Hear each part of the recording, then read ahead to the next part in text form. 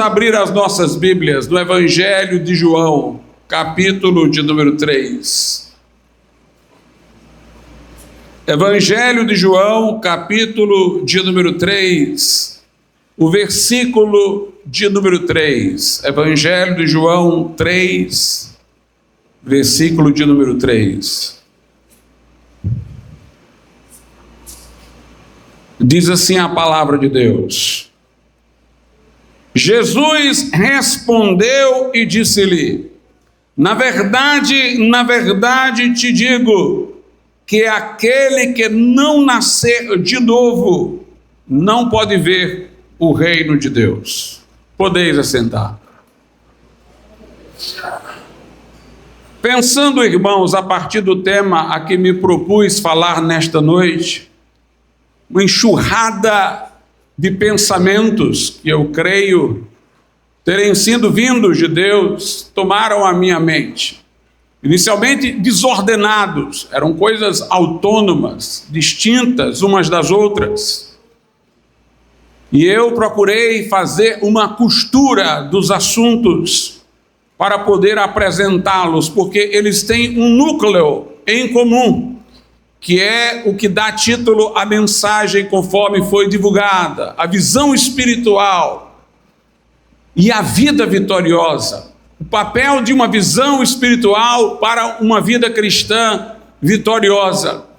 Nós chegamos à salvação através da fé. É uma das afirmações mais comuns e clássicas entre nós. Não somos salvos pelas obras, somos salvos pela graça mediante a fé.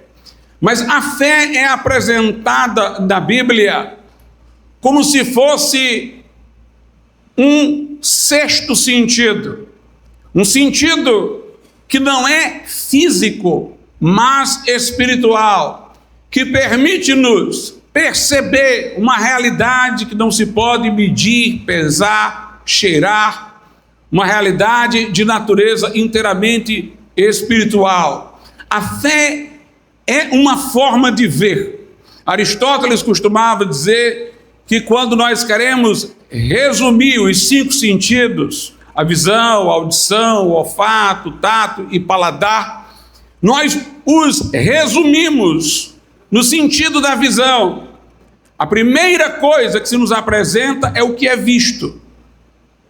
É depois que nós vamos tocar, é depois que nós vamos cheirar. Mesmo se a audição chegar primeiro, ela nos atrairá para ver a fonte do som. Portanto, ver não apenas na linguagem de um filósofo como Aristóteles, mas na linguagem bíblica, aparece como o resumo de toda percepção. E a fé é uma forma de ver aquilo que não é perceptível aos sentidos do corpo, aos sentidos físicos. Nós temos lá em Hebreus uma afirmação bastante conhecida, que eu releio. Lá em Hebreus é dito no versículo 1: ora, a fé é o firme fundamento das coisas que se esperam e a prova das coisas que se não veem. O termo utilizado pelo nosso tradutor é forte. A fé é prova, a fé é evidência. Como nós às vezes dizemos para alguém: isso aconteceu, eu vi, eu estava lá, eu testemunhei, eu peguei. A fé também ousa fazer o mesmo. Eu vi através da fé. Eu tive contato com essa realidade através da fé. A fé é a prova das coisas que se não veem. E se nós fôssemos para o texto grego original, ainda é mais forte. A fé é a substância das coisas que se não veem. A Bíblia Sagrada diz, lá em Hebreus, ainda, capítulo 11, a partir do versículo de número 24, o seguinte: pela fé Moisés, sendo já grande, recusou ser chamado filho da filha de Faraó, escolhendo antes ser maltratado com o povo de Deus, do que por um pouco de tempo ter o gozo do pecado, tendo por maiores riquezas o vitupério de Cristo do que os tesouros do Egito, porque tinha em vista a recompensa. Pela fé deixou o Egito, não temendo a ira do rei, porque ficou firme, como vendo o invisível. Note, o que Moisés foi capaz de ver o fez renunciar a uma posição que ocupava, como filho da filha de Faraó, o fez renunciar às riquezas do Egito. Aquilo que ele estava vendo era tão seguro que ele preferiu sofrer o opróbrio junto com o povo de Deus. E quando Faraó o ameaçou por diversas vezes, ele não temeu a ira do rei, porque ele estava como quem vê o invisível. Veja como a fé nos dá acesso a uma realidade que nos é tão clara, óbvia, provada, evidente, que nós estamos dispostos a um custo por aquilo que nós estamos vendo através da fé. E nem as ameaças de Faraó amedrontaram Moisés. Aliás, este versículo 27, ele é imprescindível para entender uma coisa do Velho Testamento, que em algumas ocasiões eu comentei aqui. Quando Moisés vai falar com o Faraó, depois de muitas pragas, há um momento que Faraó diz assim: nunca mais tu verás o meu rosto, porque se tu vires, vai morrer. E Moisés diz: disseste bem, nunca mais verei o teu rosto. Mas depois desse momento, Moisés novamente se encontra com Faraó. E aí Moisés disse que realmente não veria. E como estava se encontrando novamente com Faraó, mas é que até aquele momento, embora confiando no poder de Deus, Moisés confiava em parte no bom senso de Faraó. Depois de tantas pragas, ele vai abrir a mente, ele vai clarear a mente, ele vai entender. Mas naquele momento final, que Faraó disse: tu não verás a minha face, se ver vai morrer, se veres vai morrer. Naquele momento, Moisés viu que ele não podia mais esperar nada de Faraó. E quando ele disse: de fato, eu não te verei mais, ele queria dizer: eu não vou olhar mais para ti, agora o Senhor vai libertar com mão forte e braço estendido. E foi como aconteceu mesmo depois da morte dos primogênitos. Faraó deixou o povo ir, mas depois ainda saiu no encalço do povo. Mas Deus abriu o mar, o povo atravessou, e os cavalos e cavaleiros de Faraó foram afundados. Moisés, portanto, chegou num momento em que disse: o Senhor não vai fazer uma parte e tu vai chegar ao bom senso e cooperar. Não, vai ser o Senhor mesmo, com mão forte e braço estendido. Saiu do Egito como quem vê o invisível. A fé nos vem através da palavra de Deus. A fé vem pelo ouvir, e o ouvir a palavra de Deus. Diz Romanos 10, mas isso não significa que a fé seja só um reflexo da palavra, que a fé seja só a palavra internalizada, subjetivada. Embora a fé não exista sem a palavra, ela tem uma autonomia de definição. Ela, como lemos aqui, é ver o invisível. A fé, portanto, se distingue da palavra, embora se origine da palavra. E a fé, meus irmãos, se mistura com a palavra para gerar uma ação divina. Lá em Hebreus 4, a Bíblia diz que aos judeus a palavra de Deus no deserto não lhes aproveitou, porque não misturaram a palavra com a fé. O termo misturar ali é como se fosse uma mistura química. É como se misturando a palavra com a fé, um terceiro elemento surgisse, uma terceira coisa aparecesse, como se fosse uma mistura explosiva que gera alguma coisa. A fé, portanto, ela provém da palavra, mas não é só a palavra internalizada, é uma resposta à palavra sobrenatural, porque o homem não teria fé sem a obra do Espírito Santo para ele poder enxergar aquilo que a palavra de Deus está dizendo. Por isso que pregar o evangelho muitas vezes é colocado como se fosse fazer Jesus presente à nossa vista, fazer Jesus presente aos nossos olhos.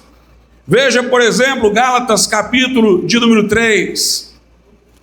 Gálatas 3:1 diz: ó insensatos Gálatas, quem vos fascinou para não obedecerdes à verdade e à voz perante os olhos de quem Jesus Cristo foi evidenciado, crucificado entre vós? A palavra, ela produz a evidência de Cristo. Meus irmãos, esta palavra não é só um relato histórico do que aconteceu, ela é um portal que nos faz ver o que aconteceu de primeira mão. Esta palavra, ela nos coloca frente a frente com aquilo que ela anuncia. Por isso, quando nós pregamos com fidelidade a palavra de Deus, da unção do Espírito, nós não dizemos só palavras acerca de Jesus, nós o manifestamos, nós o trazemos presente. É o que a Bíblia Sagrada diz lá em Colossenses, no capítulo 4, verso de número 4, quando Paulo pede que orem por ele, dizendo, para que o manifeste a Cristo, como me convém falar. Portanto, nós temos que falar de uma maneira tal que Jesus se manifeste na palavra que nós estamos pregando. A fé, portanto, é capaz de ver através da palavra, de perceber a realidade daquilo que a palavra apresenta. Não é só a internalização de um discurso. É quando através da palavra você ganha olhos espirituais para ver a realidade de que ela trata. O centurião entendeu isso. Quando ele foi pedir pelo seu servo, Jesus quis ir ao seu encontro. Um aviso, irmãos, aqui. Um carro de placa 5993. Carro, placa 5993. Já encontrou lá, né? Pronto. Quando Jesus se movimentou para ir na casa do centurião, o centurião, através de seus mensageiros, disse: não sou digno de que entres em minha casa, mas dize daqui uma palavra, e o meu servo lá será curado. Ou seja, ele se agarrou à palavra de Cristo como uma realidade criadora. Ou seja, se tu disseres que o meu servo está curado, eu já o vejo curado. Se tu disseres que ele está curado, não vai ser preciso nem chegar em casa para saber que ele está. Eu recebo agora. Eu percebo agora, através da fé. Jesus disse: grande é a tua fé. Bartimeu clamava: filho de Davi, tem compaixão de mim. Quando Jesus lhe deu atenção e disse para ele vir, e foram avisá-lo, ele tinha uma capa com a qual se abrigava, porquanto ficava na rua, era um mendigo. Mas ele lançou de si a capa, porque ele já aceitava-se curado naquele momento, porque Jesus o mandara chamar. Só foi preciso ele dizer. Jesus disse: o que tu queres? Ele disse: que eu veja. Jesus disse: então vê. E naquele momento aquele homem enxergou e viu. As curas que Jesus operou foram assim, irmãos. Quando Jesus dizia a um paralítico: levanta-te e anda, o paralítico ainda era paralítico. Se o paralítico fosse olhar para as suas pernas, ia pensar: como é que eu vou andar se eu ainda estou paralisado? Jesus não consertava para depois dizer ande. Jesus dizia ande a quem estava com tudo desconcertado. Na hora que a pessoa fazia o movimento de atender a palavra de Cristo como se fosse já fato consumado, então os artelhos se firmavam e a pessoa andava. Na hora que ela se via curada através da palavra de Jesus, ela começava a andar. Jesus disse a Bartimeu: vê. Imagine você dizer a um cego: vê. Bartimeu ali, tudo preto diante dele, ou branco, sei lá como é que era, mas ele arregalou os olhos como quem podia ver e viu. Jesus dizia a um paralítico: levanta-te e anda. E o paralítico, sem olhar para suas pernas, mas olhando para a palavra de Jesus, se levantava e andava. Nós temos um episódio na Bíblia em que os discípulos estavam pescando e nada haviam encontrado. E Jesus chegou e disse: agora lança a rede aqui. Os discípulos disseram: Senhor, nós temos procurado os peixes o dia todo, não deu certo. Mas, disse Pedro, sob a tua palavra, nós lançaremos. Se o Senhor disse, é. E quando eles lançaram as redes, elas vieram abarrotadas de peixes que o barco quase virava naquele momento. Portanto, irmãos, a fé pela qual somos salvos, ela é aquela fé do hino 15 da harpa cristã. Foi ali pela fé que os meus olhos abri, e agora me alegro em tua luz. Foi na cruz, foi diante da cruz, nós chegamos diante da cruz, através da palavra de Deus. Todo milagre está ligado à palavra divina. Lá em Hebreus 1, a Bíblia diz que Deus sustenta todas as coisas pela palavra do seu poder. Isso é uma maneira de aludir à ordem natural, às leis da natureza. Deus a todas elas sustenta mediante sua palavra, mas Deus pode enviar uma palavra sobre esta palavra, uma palavra de exceção. Há uma regra, e nesse momento nós temos aí um milagre acontecendo, e nós temos que nos agarrar à palavra de Deus. Lá em Romanos 4, veja o que a Bíblia Sagrada diz. Romanos capítulo de número 4. Eu vou começar a ler do versículo 17, é sobre a fé de Abraão. Diz assim: como está escrito, por pai de muitas nações te constituí, perante aquele no qual creu, a saber, Deus, o qual vivifica os mortos e chama as coisas que não são como se já fossem. Romanos 4:17. Antes de eu prosseguir, deixe-me refletir sobre esse versículo. O Deus em que nós cremos, irmãos, não é o Deus enclausurado num tempo passado e apostólico. Não é o Deus enclausurado no cânon das Escrituras Sagradas e que não opera ainda hoje. O Deus a quem nós servimos não se assemelha aos ídolos mudos das nações que têm olhos e não veem, ouvidos e não ouvem. Ele é o Deus que vivifica os mortos e que chama à existência as coisas que não são como se já fossem. E ele diz: haja luz, e a luz se torna. Os gregos não conseguiam acreditar que uma divindade pudesse ter feito o mundo do nada. Eles podiam acreditar numa divindade que pudesse ter organizado a matéria que já era eterna. Mas o nosso Deus chama coisas que não são como se já fossem, e elas se tornam. Os gregos acreditavam em imortalidade da alma, mas não acreditavam que um corpo que se desfizera no pó poderia tornar. Mas o nosso Deus é o Deus que vivifica os mortos. Quando Paulo escolhe estas duas qualidades na contramão do pensamento grego de sua época, é para mostrar que o Deus em quem nós depositamos a nossa fé, irmãos, é o Deus que opera milagres, é o Deus que age, que intervém na história, que responde à oração, que se fez carne em Jesus Cristo, que vivifica os mortos e chama à existência as coisas que não são como se já fossem. No verso 18 então diz acerca de Abraão, o qual em esperança creu contra a esperança, tanto que ele tornou-se pai de muitas nações, conforme o que lhe fora dito, assim será a tua descendência. O que quer dizer este versículo? Quer dizer que Abraão, na esperança que a palavra de Deus lhe dera de que ele teria descendência, ele creu contra a esperança natural que o seu corpo lhe dava.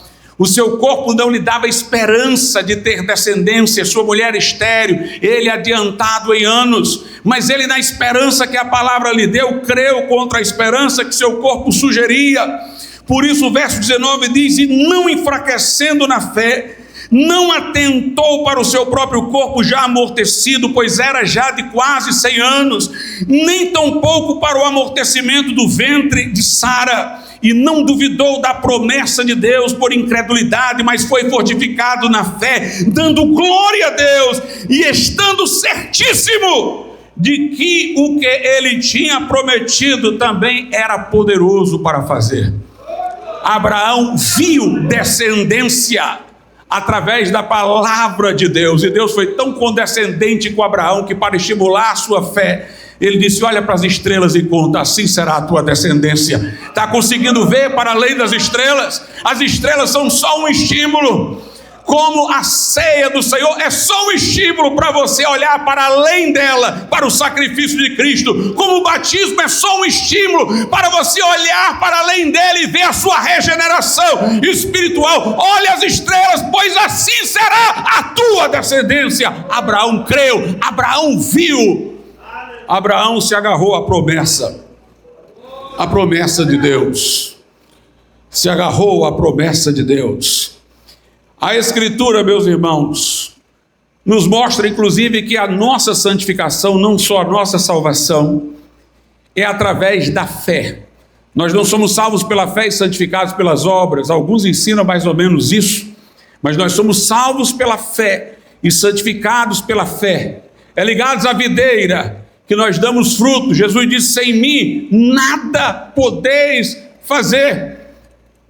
Por isso que a Bíblia fala que nós não apenas nascemos de novo através da fé, mas nós andamos na vida cristã através da fé. Segunda aos Coríntios 5, diz assim a palavra de Deus. Segunda aos Coríntios 5, verso 7. Porque andamos por fé e não por vista. Nós somos santificados na medida em que conseguimos continuar a ver Jesus na palavra de Deus. É a palavra que santifica. Jesus disse em João 17 que os discípulos deveriam ser santificados na verdade, e a palavra de Deus era a verdade. Meus irmãos, a Bíblia diz em 2 Coríntios 3 que quando é lido o livro da lei numa sinagoga, no templo, os judeus não tiram proveito, porque tem um véu nos seus corações. E eles não podem ver que aquela mensagem teve cumprimento em Jesus. Mas quando alguém se converte ao Senhor, o véu é tirado do coração. E a pessoa vê Jesus na palavra. Note, o contexto é quando é lido o livro da lei, a palavra. O judeu não vê porque tem um véu, porque não reconhece que ali tudo se cumpriu em Cristo. Mas nós que nos convertemos, o véu saiu. E contemplando a glória do Senhor, segundo aos Coríntios 3,18, contemplando a glória do Senhor, aonde? Na palavra. Ou seja, nós através da fé conseguimos ver não apenas doutrina na Escritura, nós vemos Jesus, nós percebemos a glória de Jesus, o Cordeiro de Deus, o leão da tribo de Judá, aquele cujo nome está acima de todo nome, o Cristo que foi crucificado, que ao terceiro dia ressurgiu, o nosso sumo sacerdote, advogado, mediador da aliança, fiador, aquele que é o nosso amigo mais chegado que o irmão, o cumprimento do Cordeiro Pascal, o Cordeiro de Deus que tira o pecado do mundo, o desejado das nações, o Rei que virá. Enquanto contemplamos, vemos através da palavra a glória do Senhor, nós vamos sendo transformados de glória em glória na mesma imagem. Portanto, sua fé tem que continuar vendo Jesus, para você ser transformado de glória em glória. Hebreus 12 sugere isso também, quando diz: deixando todo o pecado e todo o embaraço, corramos a carreira que nos está proposta, fitando os olhos em Jesus, o autor e consumador da fé. Note como a expressão é fitando os olhos. É uma visão, porém, uma visão de ordem espiritual, uma visão através da fé. Mas quando nós falamos de ver através da fé, irmãos, não é uma força poética de expressão, não. A fé faz Jesus chegar. A fé coloca-nos frente a frente com Jesus. É pela fé que nós temos ousadia para entrar no Santo dos Santos, pelo sangue de Jesus. É através da fé que você ora no seu quarto e o seu Pai lhe vê em secreto. É através da fé que Jesus está com você todos os dias, até a consumação dos séculos. Ela permite que você o veja. Ver o invisível. Nós, irmãos, quando cremos, nascemos de novo. E o novo nascimento nos introduz num reino que nós não enxergaríamos se não tivéssemos nascido de novo. E aqui eu chego no texto que eu usei para o início dessa mensagem. João 3,3, Jesus diz: na verdade te digo, que aquele que não nascer de novo não pode ver o reino de Deus. No versículo de número 5 ele fala de entrar, no verso 3 ele fala de ver. Quer dizer, você não consegue perceber o reino de Deus sem nascer de novo. O homem incrédulo está morto espiritualmente. Ele só percebe a realidade física. Ele não percebe a realidade espiritual. Mas quando nós nascemos de novo, nós entramos de uma maneira espiritual no reino de Deus. Nós vemos o reino de Deus. Isso é muito interessante, irmãos, porque quando uma criança está no ventre da mãe, ela ainda desconhece o mundo exterior. O único mundo que ela conhece é aquele pequeno mundo ali no ventre da mãe. Inclusive no seu período embrionário, desenvolvimento, no início a criança não tem os sentidos formados, o olho, o ouvido, o tato. Esses órgãos, esses sentidos vão se desenvolvendo ali dentro, e quando tudo está pronto, então ela sai daquele mundo e entra no outro mundo. Por isso que a linguagem é a mulher dar a luz, trazer a criança para onde a luz, e ali ela está percebendo um mundo novo. Quando nós nascemos de novo, desenvolveu-se em nós um sentido para perceber o mundo espiritual, e nós entramos dentro dele. Nós agora percebemos uma realidade que outrora nós não percebíamos. Nós agora estamos em contato com um mundo espiritual mais sólido e verdadeiro do que o próprio mundo físico. A Bíblia diz em 1 Coríntios 15:50 que carne e sangue não herdarão o reino de Deus. Mesmo quando nós ressuscitarmos, teremos um corpo espiritual, ainda físico, mas com habilidades espirituais. Mas a carne e sangue, como se encontram neste momento, a corrupção não herda a incorrupção. Neste corpo ainda não transformado, nós não podemos perceber as coisas do reino de Deus. Nós entramos nesse mundo quando somos vivificados pelo Espírito Santo na hora da conversão. A Bíblia descreve a conversão como passagem da morte para a vida. Lá na parábola do filho pródigo, este meu filho estava morto e reviveu, morto espiritualmente, porém reviveu. Jesus disse: quem ouve a minha palavra, crê naquele que me enviou, não entrará em condenação, mas passou da morte para a vida. Não está se referindo à morte física, mas à morte espiritual. Os homens herdeiros da queda, eles vêm ao mundo com a vitalidade física e a capacidade de lidar com o mundo físico. Mas estão estes homens espiritualmente mortos. Seus espíritos estão dormindo, estão inativos. Quando, porém, alguém se converte, o Espírito Santo desperta este espírito que estava adormecido. Há uma passagem no Velho Testamento que diz que o espírito do homem é a lâmpada do Senhor. Note, uma lâmpada precisa que alguém a acenda. Se alguém não se converteu, está lá a lâmpada, mas apagada. Quando ele se converte, o Espírito Santo acende. Nós servimos a Deus, ou devemos servir a Deus através do nosso espírito. O Pai procura adoradores que o adorem em espírito e em verdade. Lá em Romanos, no capítulo de número 1, a Bíblia Sagrada diz-nos o seguinte: Romanos, capítulo de número 1, versículo de número 9. Porque Deus a quem sirvo em meu espírito, no evangelho de seu Filho, minha testemunha, de como incessantemente faço menção de vós. Note, a quem sirvo em meu espírito. É no espírito humano que o homem tem contato com Deus. É no espírito humano que habita no redimido o Espírito Santo. É ali onde se nos abre o reino de Deus. É ali onde nós temos a percepção do mundo espiritual, que não é o mundo físico ou material. A santificação, irmãos, tem a ver com isso também. Lá em 1 Tessalonicenses 5,23, a Bíblia diz: o próprio Deus de paz vos santifique em tudo, e o vosso espírito, alma e corpo sejam conservados irrepreensíveis para a vinda de nosso Senhor. Aquela ordem ali é proposital. Espírito, alma e corpo, não é corpo, alma e espírito. Deus nos fez, primeiramente, seres espirituais, com uma alma e um corpo. A ordem de santificação é essa. O meu corpo, em seus impulsos, está sujeito à minha alma, que é sede da minha racionalidade, da vontade e das decisões. Mas a minha alma deve estar submetida ao meu espírito, onde habita o Espírito Santo.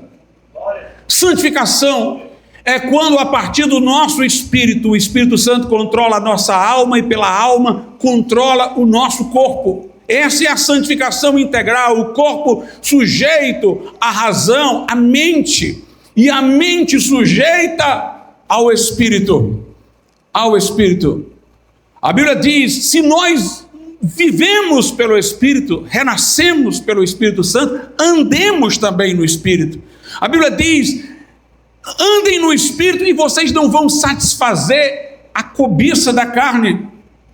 E aqui é onde entra um ponto importante, está até no nosso credo, é que não há uma vida espiritual de santidade frutífera, de vitória contra o pecado, sem aquilo que nós chamamos de quebrantamento. Entenda, é como se nós tivéssemos 3 círculos, e o seguinte está dentro do anterior. Dentro do nosso corpo, que é o primeiro círculo, está a nossa alma habita dentro do corpo. Mas a alma, ela circunda o nosso espírito, é como se o corpo fosse a casca para a nossa alma e a nossa alma fosse a casca para o nosso espírito. É a parte mais recôndita do nosso ser. Analogicamente com o tabernáculo, o nosso corpo é o átrio, a alma é o santo lugar e o nosso espírito é o santo dos santos, é o lugar santíssimo, é onde Deus se manifesta e se revela. O grande problema é que muitos não disciplinam o seu corpo através da mente e se entregam às paixões físicas. Por isso Paulo diz: eu esmurro meu corpo sujeito à servidão, para depois de pregar aos outros eu não ser desqualificado. Mas tem um outro aspecto mais sutil da santificação. Há pessoas que, pelo menos para cometimento de atos externos, elas conseguem reger os impulsos do seu corpo, mas elas não estão santificadas, porque a alma não está controlada pelo Espírito.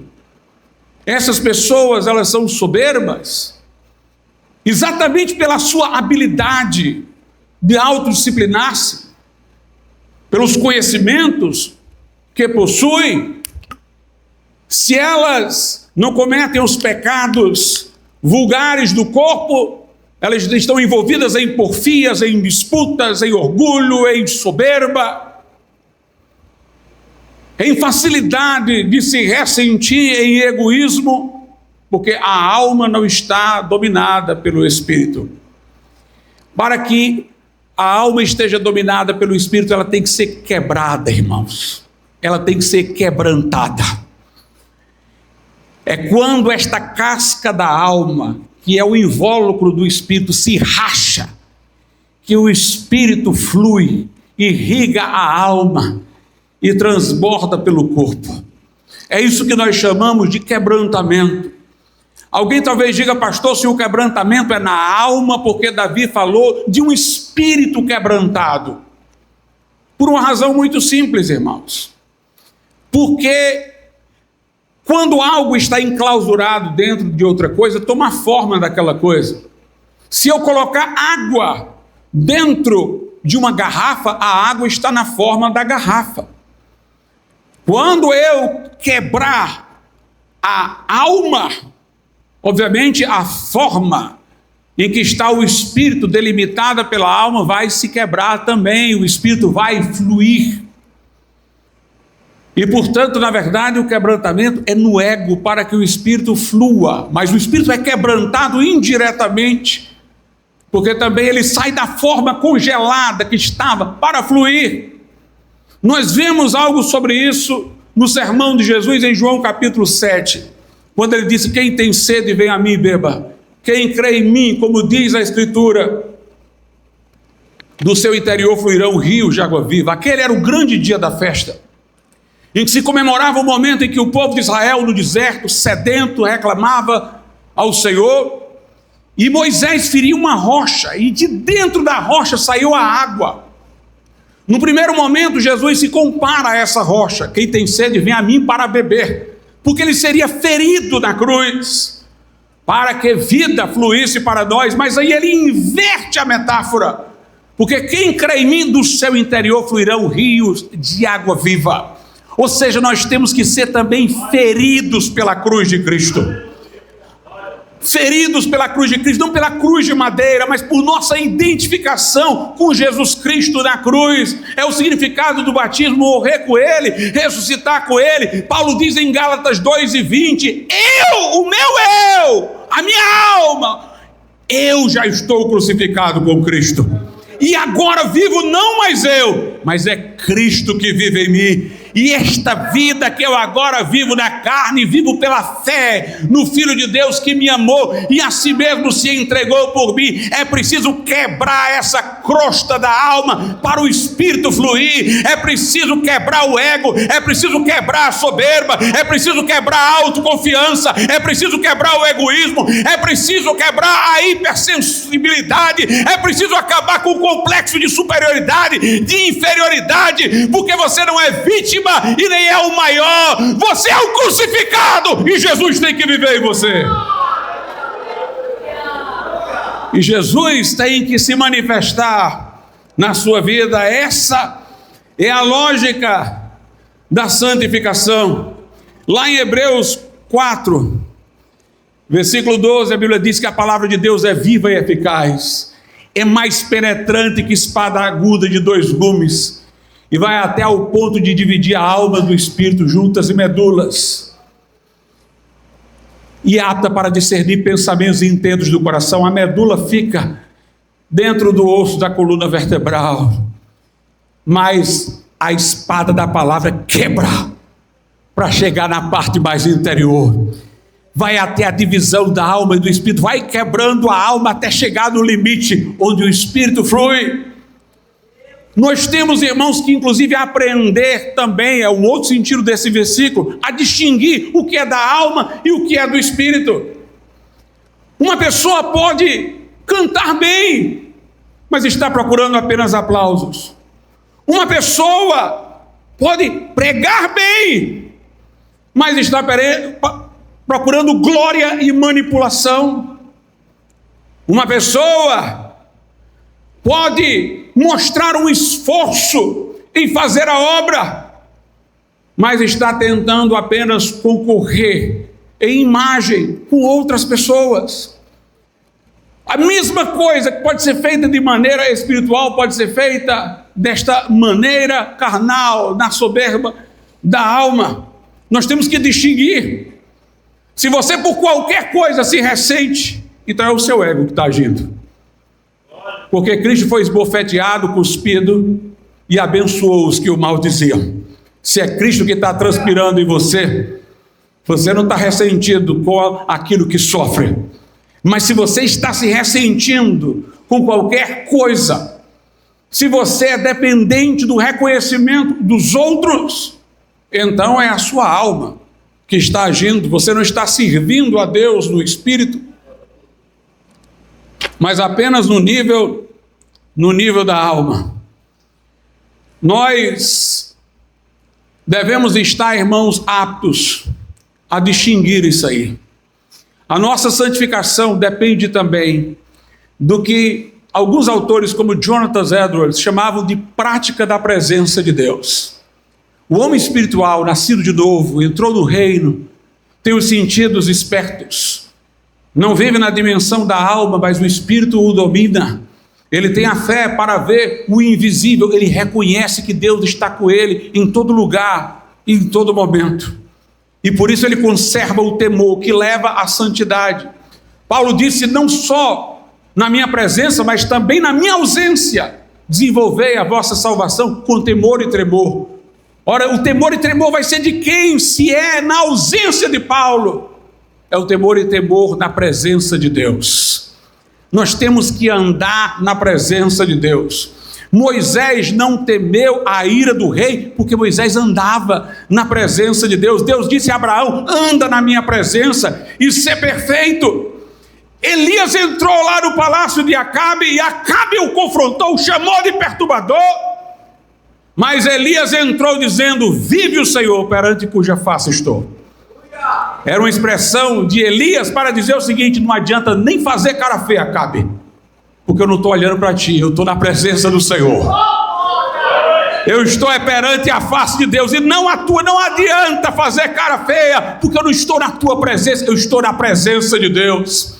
Enoque andou com Deus e Deus o tomou para si. Nós temos que ter aquela percepção gloriosa, irmãos, de que Deus está presente conosco, de maneira que na tribulação não desesperaremos. Ainda que eu ande no vale da sombra da morte, não temerei mal algum, porque tu estás comigo, tua vara e teu cajado me consolam. Nós temos que andar na presença de Deus continuamente.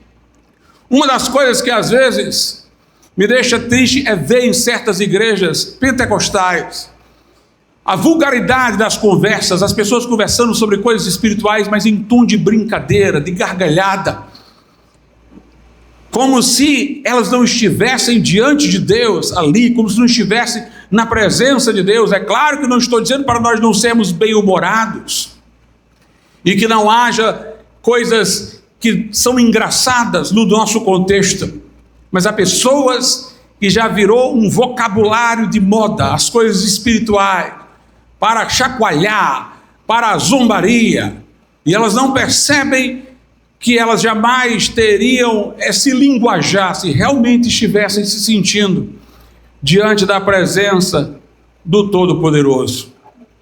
Quando nós andamos no Espírito, quando andamos na presença de Deus, quando andamos através da fé, vendo o invisível, na percepção do reino, contemplando a glória do Senhor, nós vamos ver as outras pessoas de maneira diferente, irmãos. Vamos vê-las de maneira diferente. Segundo aos Coríntios, veja o que a Bíblia Sagrada diz. Segundo aos Coríntios 5, a partir do verso 14. Porque o amor de Cristo nos constrange, julgando nós assim, que se um morreu por todos, logo todos morreram. Essa é a melhor conclusão. Se ele morreu em meu lugar, se ele morreu me representando, então eu morri também. E ele morreu por todos, para que os que vivem não vivam mais para si, para o seu ego, no nível da alma, mas para aquele que por eles morreu e ressuscitou. Ainda que daqui por diante a ninguém conhecemos segundo a carne, e ainda que também tenhamos conhecido Cristo segundo a carne, contudo agora já não o conhecemos deste modo. Note, nós não conhecemos a ninguém mais segundo a carne, nem a Jesus. Porque, embora nós saibamos que ele veio da descendência de Davi, criado como filho do carpinteiro, Jesus para nós agora não é mais simplesmente um carpinteiro, é aquele que está no céu, acima de todo nome, de todo principado e de toda potestade. A maneira como Ele está conosco agora não é mediante a corporeidade, através do seu Espírito. Ele disse: eis que estou convosco todos os dias, até a consumação dos séculos. Estamos ligados a Cristo de maneira espiritual, estamos em Cristo, Cristo está em nós, não de modo físico. A nossa relação com Cristo agora não é segundo a carne, e nem a nossa com as outras pessoas deve ser segundo a carne. O que isso quer dizer, pastor? Vamos ver o que é que Paulo quer dizer com segundo a carne. Filipenses 3, a partir do versículo de número 4. Eu vou ler a partir do 3. Porque a circuncisão somos nós que servimos a Deus em espírito, note, em espírito, e nos gloriamos em Jesus Cristo, e não confiamos na carne, ainda que também podia confiar na carne. Se algum outro cuida que pode confiar na carne, ainda mais eu, circuncidado ao 8º dia, da linhagem de Israel, da tribo de Benjamim, hebreu de hebreus, segundo a lei fui fariseu, segundo o zelo perseguidor da igreja, segundo a justiça que há na lei, irrepreensível, mas o que para mim era ganho, reputei-o perda por Cristo. Meus irmãos, segundo a carne quer dizer segundo o status, segundo a posição terrena.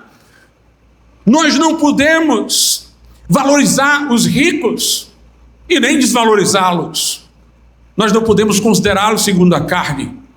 Nós não queremos amizades com pessoas importantes, para que isso nos dê projeção.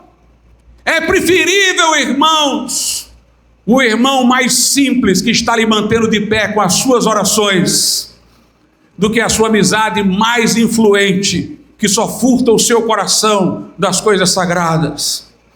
Nós não consideramos mais pela aparência, pela posição. Tiago diz que nós não devemos diferenciar o pequeno do grande, o rico do pobre. Nós não devemos ter essas diferenciações dentro da igreja do Senhor. Não devemos mais considerar as pessoas segundo a carne. Nós consideramos cada um a imagem e semelhança de Deus. É muita coisa. Consideramos cada um alguém por quem Cristo morreu. É muita coisa. Mas não distinguimos a posição das pessoas pela casca que nesse mundo elas possuem. Não conhecemos a ninguém segundo a carne. Um coração quebrantado não conhece a ninguém segundo a carne. Esse foi o grande problema da igreja de Corinto. Paulo diz: vocês são carnais, 1 Coríntios 3. Porque a igreja de Corinto, ela quis fazer dentro da sua estrutura uma coisa parecida com as escolas de filosofia. Na Grécia tinha a escola de Platão, a escola de Aristóteles. Eles achavam bonito aquelas escolas, aquelas disputas, e trouxeram para dentro da igreja. Não era nem uma rixa dessas que nós temos vulgares nas igrejas hoje, sentimentais não. Era um desejo de formar um grupo intelectual, uma escola. Eles estavam organizando a igreja como se fosse uma universidade dentro, com várias escolas. Um dizia: eu sou de Paulo, eu sou de Pedro, eu sou de Cefas.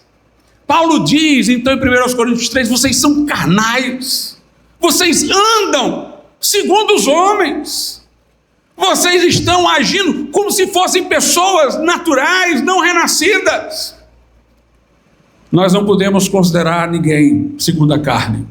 Eu vou dizer-vos uma coisa, irmãos: o que faz a igreja ser igreja é Jesus no meio dela, é a presença espiritual de Jesus no meio dela.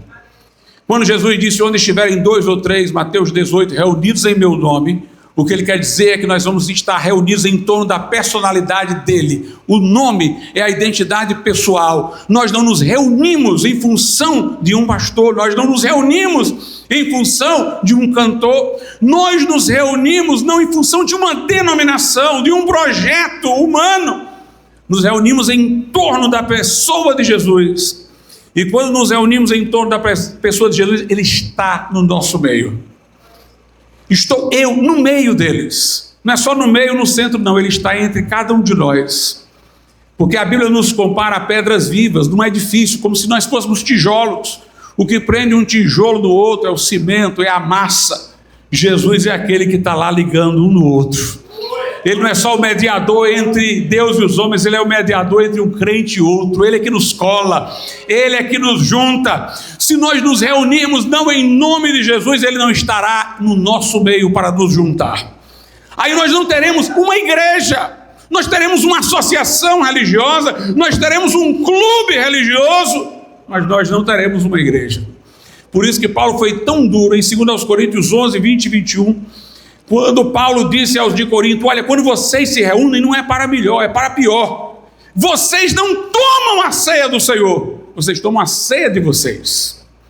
Porque cada um ia com o seu grupo, que dizia que era de Paulo, de Pedro, e não queria se juntar com os outros. Quem chegava primeiro tomava a ceia e ia embora. Paulo diz: vocês têm onde comer em casa. A ceia do Senhor não é uma comida qualquer. Vocês não discernem o corpo do Senhor. Vocês não comem a ceia do Senhor, vocês comem a própria ceia. Meus irmãos, tire Jesus daqui, isso aqui é um clube. E Jesus não está aqui ocioso.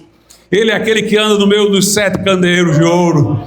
Os seus olhos são como chama de fogo, o seu rosto brilha como o sol, os seus pés são como latão reluzente, seus cabelos brancos como a lã. Ele é aquele que está dizendo: estive morto, mas eis que vivo pelo século dos séculos. Se você chegou aqui, não sentiu a presença de Jesus, não viu Jesus pela fé, não tocou nele pela adoração, você esteve aqui, mas você não esteve na igreja. Não esteve na igreja. É Jesus no nosso meio que faz de nós a igreja. Por isso que Paulo, quando fala do corpo de Cristo, ele coloca também os dons espirituais, 1 Coríntios 12. Meus irmãos, aqui nós não estamos fazendo coisas segundo nossas meras habilidades, mas segundo o chamado de Deus. Não é segundo a competência adquirida lá fora, por um diploma universitário ou por um seminário teológico. Mas a um Deus dá a palavra da sabedoria pelo Espírito, a outro a palavra do conhecimento, a outro o dom de discernir espíritos, a outro o dom da fé, a outro os dons de curar, a outro a profecia, a outro línguas, a outro a interpretação. A igreja opera de modo sobrenatural, através do poder do Espírito Santo. Sem o Espírito Santo operando na igreja, pregação e discurso, irmãos. Sem o Espírito Santo operando na igreja, nós temos sociabilidade humana, confraternização, mas nós não temos comunhão no Espírito Santo. Portanto, nós temos que ver o invisível. É o Espírito Santo que nos une, é o Espírito Santo que unge, é Jesus que está presente. Nós temos que ver a presença espiritual de Deus no nosso meio. A presença espiritual de Deus no nosso meio. Nossa luta não é contra os homens. Efésios 6 diz: nossa luta não é contra carne e sangue, mas é contra principados e potestades das regiões celestes. Nós não vamos lutar, irmãos, com a força humana. A igreja de Filadélfia, Jesus diz: tu tens pouca força, mas tenho bastante, não negaste o meu nome. Eu abri uma porta para ti que ninguém pode fechar. Eu te guardarei da hora da provação que há de vir sobre o mundo inteiro. Enquanto a igreja de Laodiceia diz: rica sou, de nada tenho falta, mas Jesus está do lado de fora, batendo na porta para entrar. Jesus tem que estar realmente entre nós, no nosso meio, e nossa luta é espiritual, não é contra carne nem sangue, é contra principados e potestades. Nossa armadura é o capacete da salvação, é a couraça da justiça, são os pés calçados com o evangelho da paz, é o escudo da fé que apaga os dardos inflamados do maligno, é a espada do Espírito que é a palavra de Deus. Em 2 Coríntios 10, Paulo diz: as armas da nossa milícia não são carnais, mas poderosas em Deus para destruir fortaleza, para derrubar toda altivez do homem contra o conhecimento de Deus e trazer todo o pensamento cativo a Cristo Jesus. Aleluia, a obra de Deus é feita na unção do Espírito Santo. Jesus diz: quando vocês forem levados às autoridades, não premeditem o que vocês vão falar. O Espírito Santo vos dará boca, o Espírito Santo vos dará sabedoria. Jesus disse em Atos 1:8: recebereis poder ao descer sobre vós o Espírito Santo, e sereis minhas testemunhas tanto em Jerusalém como em toda a Judéia e Samaria e até os confins da terra. É Deus que nos capacita. Pare de se olhar também na carne. Não é só aos outros que você não deve considerar na carne, a você também não. Está cheio de crente, irmãos, se vitimizando, falando dos problemas que teve na vida, da limitação de oportunidades que teve, dos fracassos, das tragédias, se limitando ao que o mundo ofereceu para ele, em vez de pensar em tudo quanto Jesus lhe tem concedido. Neste mundo aqui, se vitimizar é uma boa estratégia. As mulheres precisam dizer que são oprimidas pelos homens para reivindicar mais direitos. Os homossexuais precisam dizer que foram oprimidos para reivindicar mais direitos. E todo mundo gosta de contar uma história triste, um tempo passado, algo que aconteceu com alguém, para universalizar e evocar direitos. Se estimula a vitimização para pedir esmolas ao Estado. Mas um crente, irmãos, não pode compactuar com isso. O crente tem que olhar para si e se ver como Deus o enxerga. Nós fomos abençoados, Paulo diz aos Efésios, com toda sorte de bênçãos espirituais nas regiões celestiais com Cristo. Fomos predestinados para filhos da adoção, eleitos antes da fundação do mundo, para sermos santos e irrepreensíveis diante dele em amor. Paulo faz questão nas epístolas de dizer qual é a nossa posição em Cristo, qual é a nossa situação em Cristo. Nós devemos nos considerar não pelo que o mundo rotula, mas pelo que nós somos em Cristo Jesus. Em Efésios, no capítulo de número 2, Paulo diz assim, a partir do verso de número 1, que Deus nos vivificou, estando nós mortos em delitos e pecados, andávamos segundo o curso deste mundo, fazíamos a vontade da carne e pensamento, príncipes das potestades do ar, tudo que era desgraça por natureza, filhos da ira. Mas aí no versículo 5, no versículo 4, ele diz: mas Deus, que é riquíssimo em misericórdia, pelo seu muito amor com que nos amou, estando nós ainda mortos em nossas ofensas, nos vivificou, juntamente com Cristo, pela graça sois salvos, e nos ressuscitou juntamente com Ele, nos fez assentar nos lugares celestiais em Cristo Jesus, para mostrar os séculos vindouros as abundantes riquezas da sua graça, pela sua benignidade para conosco em Cristo Jesus. Paulo diz: nós éramos uma desgraça, mas Deus entrou, sendo rico em misericórdia, nos vivificou, nos ressuscitou com Cristo, nos fez assentar em lugares celestiais. Você, meu irmão, se enxergar como Deus o enxerga, você não está numa casa no fim da rua, não. Você está num trono com Jesus. Aliás, uma das coisas que a Bíblia muito fala é da autoridade do nome de Jesus, né? Jesus disse: em meu nome expulsarão demônios, em meu nome falarão novas línguas, em meu nome porão as mãos sobre os enfermos e os curarão, para que ao nome de Jesus se dobre todo o joelho dos que estão na terra, no céu, na terra e debaixo da terra, até no inferno. O nome de Jesus tem poder, e tem gente que entende mal isso aí. Entende que o nome de Jesus é como se fosse um amuleto, uma palavra mágica que vai espantar os espíritos.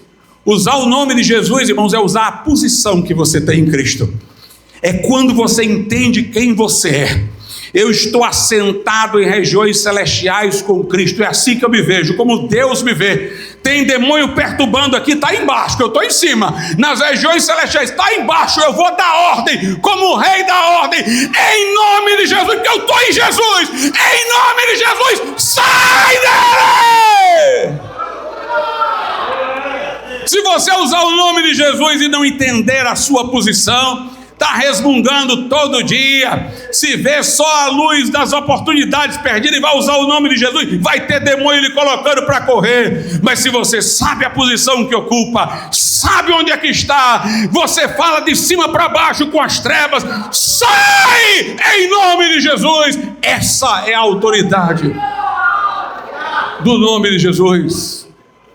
Mas pastor, deste mundo eu estou sofrendo, passando dificuldades. É verdade, nós estamos entre dois: o mundo no qual participamos pelo corpo, que é este mundo aqui, e o mundo espiritual, que participamos pelo novo nascimento. A Bíblia Sagrada diz o seguinte, segundo aos Coríntios 6, veja Paulo aí falando da dialética, a transição de dois lados, dois mundos, o que nós somos em um, o que nós somos em outro. Versículo 8, por honra e por desonra. Nesse mundo aqui eu tenho desonra, no de Deus, no espiritual eu tenho honra. Por infâmia e boa fama. Paulo diz, nesse mundo eu estou sofrendo infâmia, no outro eu tenho boa fama. Como enganadores deste mundo e sendo verdadeiros do mundo espiritual. Como desconhecidos, mas sendo bem conhecidos. Como morrendo, e eis que vivemos. Como castigados, e não mortos. Como contristados, mas sempre alegres. Como pobres, mas enriquecendo a muitos. Como nada tendo e possuindo tudo. De fato, aqui você não tem nada, lá você tem tudo. Aqui você é perseguido, lá você é abençoado. A questão é, em qual mundo você estabelece a sua identidade? Em qual dos dois? Você diz, sou eu. Você é de qual lado? Você é alguém que tem a sua identidade determinada por aqui, ou a identidade determinada pelo que Jesus fez por você? Paulo sabia onde é que a identidade dele estava. Sou hebreu de hebreu, da tribo de Benjamim, mas considero isso como nada. Mesmo tendo privilégios aqui, esse mundo não me dá identidade para ganhar a Cristo. E pela excelência do conhecimento de Jesus Cristo, meu Senhor, perdi todas estas coisas. E Paulo diz, e uma coisa eu faço, esquecendo-me do que para trás fica. O que para trás fica era só privilégio. Os privilégios que eu tinha, eu não fico lamentando. Eu podia ter sido um homem importante, eu podia ter sido alguém do Sinédrio. Se eu tivesse ficado lá, Paulo diz, eu esqueço o que ficou. Eu prossigo, é para o alvo, para a soberana vocação em Cristo Jesus. Aonde está a sua identidade? Paulo teve um espinho na carne, por um momento ele se abateu, irmãos. E ele orou a Jesus 3 vezes para tirar aquele espinho na carne. Jesus disse, Paulo, o que eu já te dei não é bastante? A minha graça não te basta? Aí Paulo disse, é verdade. Se assim eu vou me gloriar nas minhas fraquezas por amor a Cristo, porque ele está dizendo que quando eu sou fraco, eu sou forte, o poder dele se aperfeiçoa na minha fraqueza. Paulo diz, então eu vou me alegrar nas tribulações, porque quando eu sou fraco, é aí que eu sou forte. No mundo espiritual, qual é o mundo que lhe determina?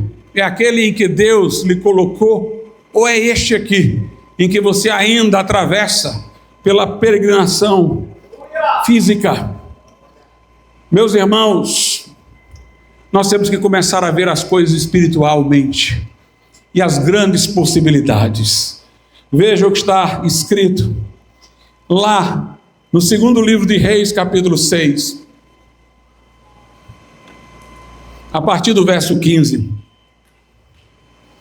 E o servo do homem de Deus se levantou muito cedo e saiu. E eis que o exército tinha cercado a cidade com cavalos e carros.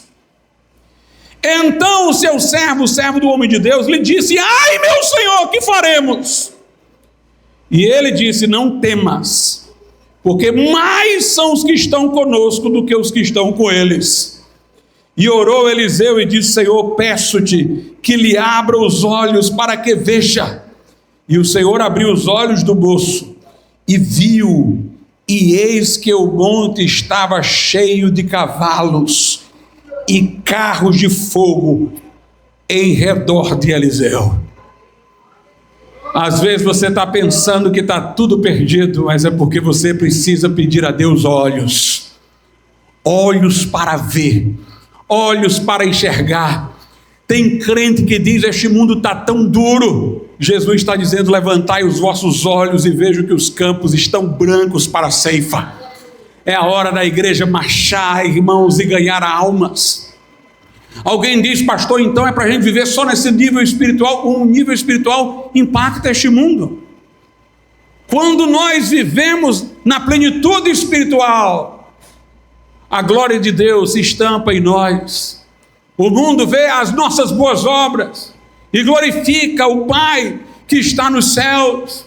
Aliás, a evidência do batismo do Espírito Santo é a evidência física de falar em outras línguas. É o que vem de lá que tem que entrar aqui, irmãos. Aleluia! Nós, pela palavra de Cristo, temos visto cura divina, Deus atuando no mundo físico. Os apóstolos chegavam no lugar, diziam: aqueles que têm transtornado o mundo chegaram também aqui. Vinham a ousadia de Pedro e João e diziam: esses aí andaram com Jesus. Ficavam pasmos com a sabedoria que eles possuíam. Através do que nós trazemos do mundo espiritual para cá, nós vamos ver curas, vamos ver salvação, vamos ver batismo no Espírito Santo, vamos ver uma igreja transformando o mundo. Eu termino, irmãos, com um testemunho de Carrie Himes. Kathryn Kuhlman foi uma mulher que tinha um programa de rádio no século XX, nos Estados Unidos, onde ela falava sobre cura divina e muitos assuntos.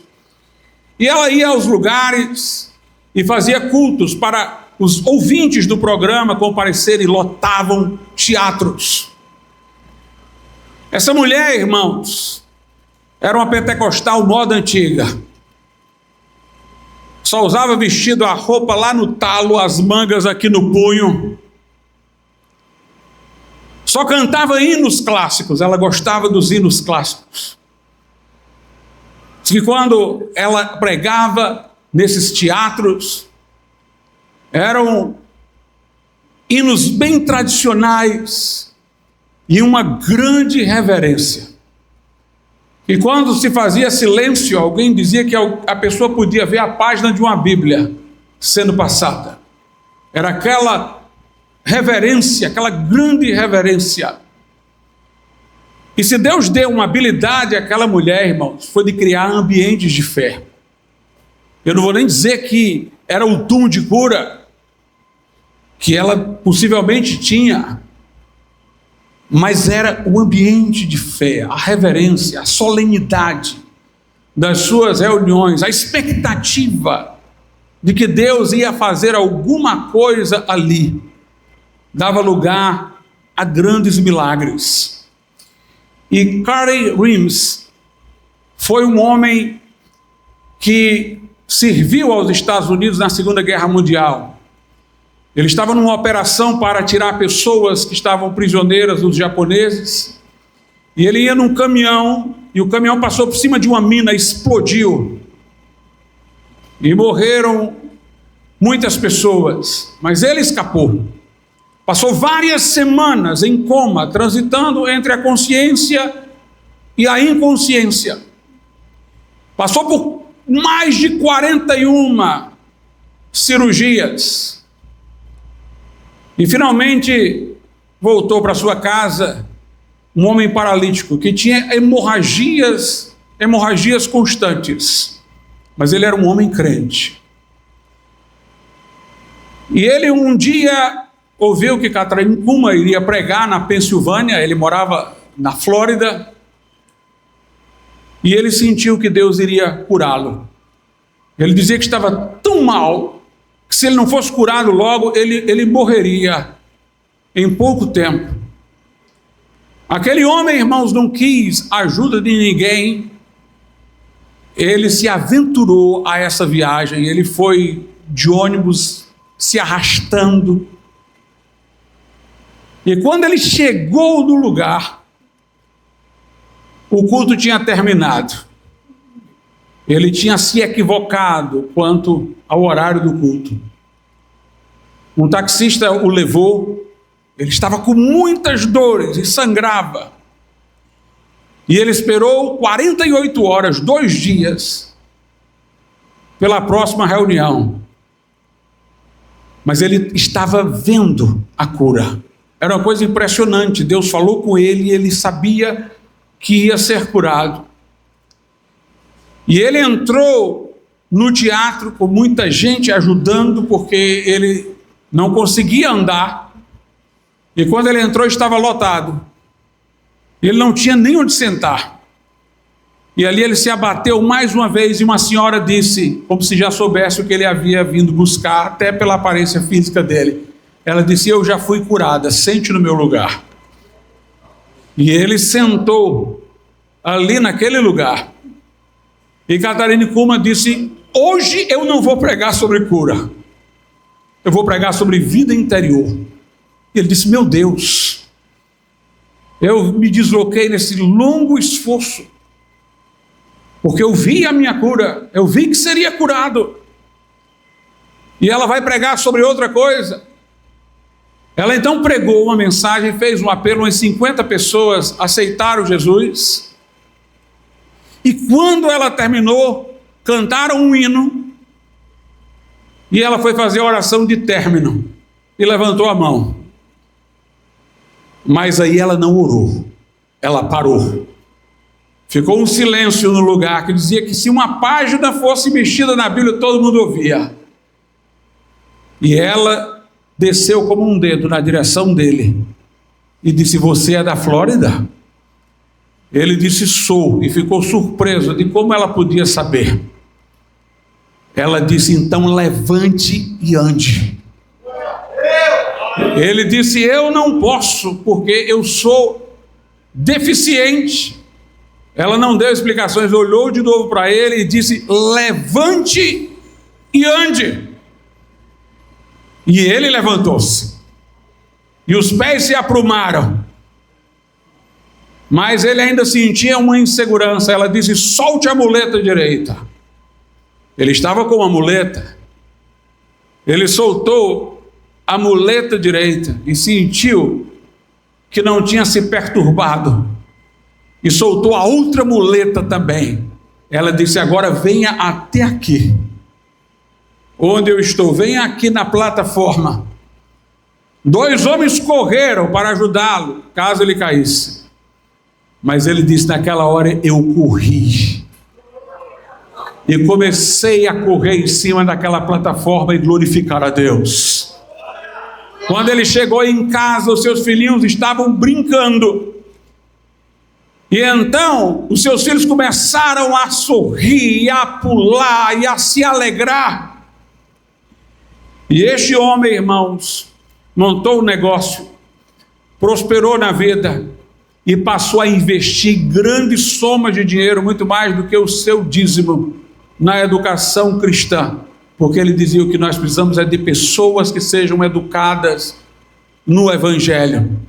Os filhos dele sempre lembravam de Catharine Kuhlman, e ela, uma vez, recordando dele, ela disse: eu nunca vi um homem tão grato como Carey Himes, mas eu disse para ele: não diga aos seus filhos que eu curei você, eu não fiz nada. O poder de Deus se manifestou naquela reunião e fez o que Deus queria que fosse feito. Não diga que fui eu, porque de uma coisa eu sei: Deus não compartilha a sua glória com ninguém. Meus irmãos, nós precisamos ver o que Deus pode fazer, ver o que Deus pode agir. O limite não é aquele que os nossos olhos podem alcançar, nem com óculos, nem com a cirurgia de miopia.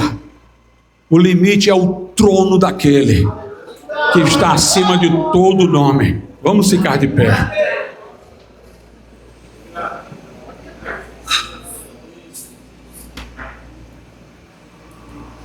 Soberano e altíssimo Deus, nosso Pai, opera em nossas vidas, ó Pai, opera em nossos corações, para que possamos ver as coisas de uma maneira espiritual, Senhor, onde as possibilidades não estão restritas, ó Pai, ao que a ciência deste mundo ao que os limites deste mundo podem oferecer. Que possamos olhar para Jesus, que possamos ver o céu, que possamos andar com Cristo, que possamos entrar no Santo dos Santos pelo sangue de Jesus, que o Senhor faça muito mais além daquilo que pedimos ou pensamos. Desperta a fé, a expectativa, a ousadia, Senhor. Ó meu Pai, como diz a Tua palavra, se creres verás a glória de Deus. Cura os enfermos que estão aqui. Cura, meu Deus, os enfermos. Cura o Eliel, Senhor. Cura o irmão evangelista, meu Deus. Batiza no Espírito Santo e fogo. Aquece os frios, ó Pai. Renova o coração, meu Deus.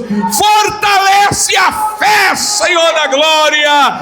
Abre o mar, Senhor. Faz o inimigo cair por terra, meu Deus.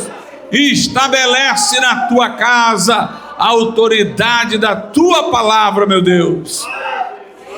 E do nome do Senhor Jesus. Amém, Senhor, e amém.